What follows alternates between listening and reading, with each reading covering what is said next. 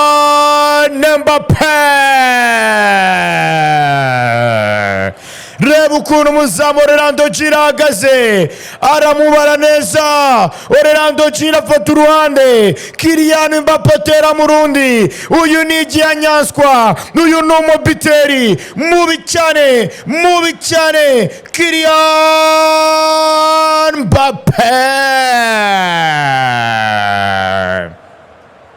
Kylian Mbappé fungura amazamu ku ruhande rw'ikipe y'igihugu y'Ubufaransa. Kylian Mbappé yuzuza ibitego 7 mu gikombe cy'isi cy'uyu mwaka. Kylian Mbappé anganya ibitego na Lionel Messi mu gikombe cy'isi cy'uyu mwaka.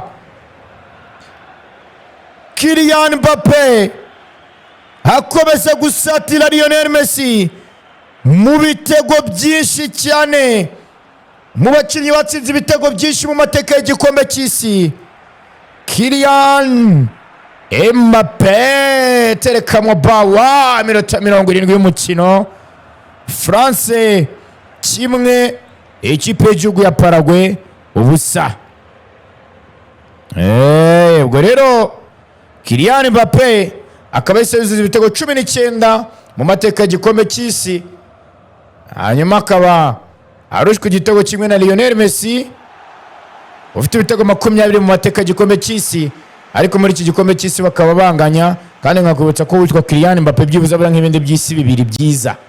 Bafite imyaka 28 kuri 32 kuri 36. Aho hose witwa Kylian Mbappé birumvikana ko azaba habaye cyane. Hanyuma nawe yagira ukuramba na 40 yayigeza, why not? Ubwo aho ngaho gatuvuga uti yaba afite nk'ibindi nka bitatu imbere. Urumva ko Kylian Mbappé biranaganisha mu kuba yaba all time top scorer w'igikombe cy'isi. Ngayo nguko rero Kylian Mbappé terekamo bawa. Kylian Mbappé ashyira ikipe y'igihugu y'Ubufaransa imbere muri uyu mukino. France 1, Paraguay ubusa. Barakina neza n'Abafaransa. Ahita mukorera ikosa witwa Adrien Rabiot.